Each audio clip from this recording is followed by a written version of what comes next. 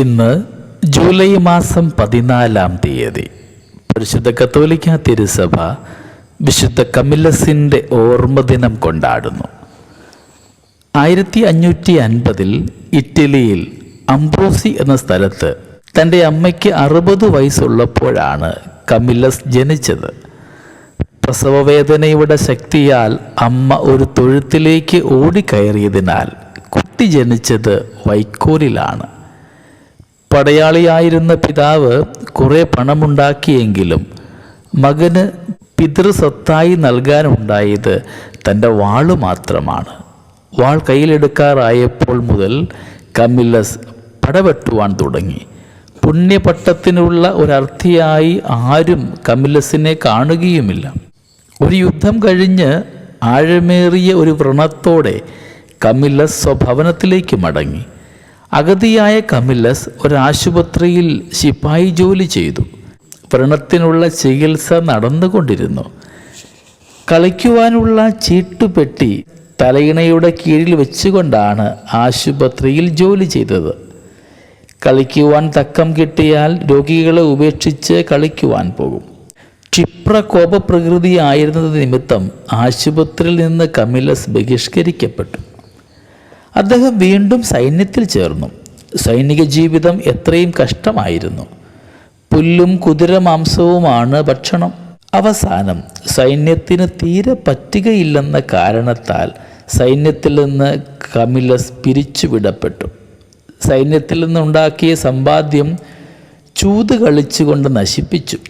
അന്ന് കമില്ലസിന് 24 വയസ്സുണ്ടായിരുന്നു. ഒരു കപ്പൂച്ചൻ വൈദികൻ്റെ ഉപദേശം ആ യുവാവിനെ മാനസാന്തരപ്പെടുത്തി. 2 പ്രാവശ്യം അദ്ദേഹം കപ്പൂച്ചൻ നൊവിഷ്യേറ്റിൽ ചേർന്നു. എന്നാൽ കാലിലെ വ്രണം ഉണങ്ങാത്തത് കൊണ്ട് 2 പ്രാവശ്യവും പുറന്തള്ളപ്പെട്ടു. 1582 കമില്ലസും മറ്റ് ഏതാനും പേർ കൂടി റോമിലുള്ള മാറാരോഗികളുടെ ആശുപത്രിയിൽ ശുശ്രൂഷ ആരംഭിച്ചു. എല്ലാവരും തോളിൽ ഒരു ചുവന്ന കുരിശണിഞ്ഞിരുന്നു. അതാണ് ഇന്നത്തെ റെഡ് ക്രോസ് പ്രസ്ഥാനത്തിൻ്റെ ആരംഭം. ഒരു വൈദികനായാൽ തൻ്റെ ജോലി ഒന്നുകൂടെ വിജയിക്കുമെന്ന് കരുതി അദ്ദേഹം വിശുദ്ധ ഫിലിപ്പ് നേരിയുടെ ഉപദേശപ്രകാരം വൈദിക പഠനം തുടങ്ങി. 34-ാമത്തെ വയസ്സിൽ പുരോഹിതനായി നേഴ്സിംഗ് ശുശ്രൂഷയായി സ്വീകരിച്ച ബ്രദേഴ്സിൻ്റെ ഒരു സഭ അദ്ദേഹം സ്ഥാപിച്ചു. സഭാംഗങ്ങൾ വീടുകളിലും പോയി ശുശ്രൂഷിച്ചിരുന്നു. പ്ലേഗ് ബാധിതരെ കൂടെ അവർ ശുശ്രൂഷിച്ചു വന്നു. 1595 ഹംഗറിയിലും ക്രൊയേഷ്യയിലും യുദ്ധരംഗത്ത് അവർ സേവനം നൽകി. ക്രിസ്തുവിനോടുള്ള സ്നേഹത്തെ പ്രതിയാണ് അവർ രോഗി ശുശ്രൂഷ നടത്തിയിരുന്നത്. മരണം വരെ കാലിലെ വ്രണം ഉണങ്ങിയിരുന്നില്ല. അന്തിമ രോഗത്തിലും എഴുന്നേറ്റ് ചെന്ന് അപരരുടെ സുഖാസുഖങ്ങൾ അദ്ദേഹം അന്വേഷിച്ചിരുന്നു. 1746 കമില്ലസിനെ തിരുസഭ വിശുദ്ധനായിട്ട് പ്രഖ്യാപിച്ചു. 1886 ലയോ 13 മാർപ്പാപ്പ വിശുദ്ധ കമില്ലസിനെയും ദൈവത്തിൻ്റെ വിശുദ്ധ യോഹന്നാനെയും എല്ലാ രോഗികളുടെയും മധ്യസ്ഥരായിട്ട് പ്രഖ്യാപിച്ചു. ക്രിസ്തുവിൻ്റെ റെഡ് ക്രോസിൽ നിന്നാണ് കമില്ലസിന് ഉത്തേജനം ലഭിച്ചത്.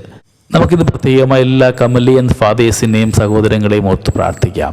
വിശുദ്ധ കമില്ലസിൻ്റെ പ്രത്യേകമായ മാധ്യസ്ഥ്യം എല്ലാ രോഗികൾക്കും വേണ്ടി നമുക്ക് പ്രാർത്ഥിക്കുകയും ചെയ്യാം. രോഗി ശുശ്രൂഷകർ വിശുദ്ധ കമില്ലസിനെ അനുകരിക്കട്ടെ. അദ്ദേഹത്തിൻ്റെ ഒരു പ്രധാന പ്രാർത്ഥന ഇപ്രകാരമായിരുന്നു: കർത്താവേ, അങ്ങയുടെ അനുഗ്രഹങ്ങൾക്ക് തീരെ അർഹതയില്ലാത്ത ഒരു നീച പാപിയാണ് ഞാൻ. അങ്ങയുടെ അനന്തകാരുണ്യത്താൽ എന്നെ രക്ഷിക്കണമേ. ദൈവം നമ്മളെല്ലാവരെയും സമൃദ്ധമായിട്ട് അനുഗ്രഹിക്കട്ടെ. നമ്മുടെ കർത്താവ് ഈശോ മിശിഹായുടെ കൃപയും പിതാവായ ദൈവത്തിൻ്റെ സ്നേഹവും പരിശുദ്ധാത്മാവിൻ്റെ സഹവാസവും നമ്മളെല്ലാവരോടും കൂടെ ഉണ്ടായിരിക്കട്ടെ, ഇപ്പോഴും എപ്പോഴും എന്നേക്കും. ആമേൻ.